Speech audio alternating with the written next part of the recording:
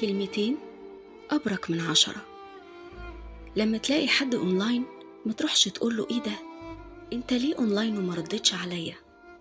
أو ما كلمتنيش ليه؟ هو لو عايز يكلمك هيكلمك. ما تهتمش وتدي وقتك كله لشخص مش بيديك إلا جزء بسيط من وقته أيا كانت الأعذار. لو أصحابك خرجوا من غير ما يقولوا لك اوعى تقول لهم ليه ما قلتوليش؟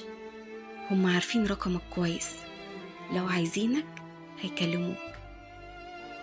ما تستنيش مكالمة واحدة طول يومك وتغفل عن كل المكالمات اللي جاتلك وتبقى مستني شخص معين يكلمك. لو غيابك مش هيأثر بالسلب وهيعمل فراغ في حياة اللي بتحبهم وهيفتقدوك، امشي. ما تندمش ولا تزعل لما تعمل حاجة كويسة حتى لو ما تقابلتش بنفس الكويس ده. انت بتعمل بأصلك وكله بيعمل بأصله.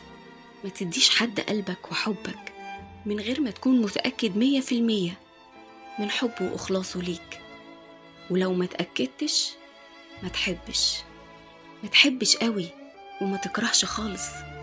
اهتم عادي وخلي عندك ثقافة الاستغناء عشان ما تتعبش ولا تتجرح. بس كده.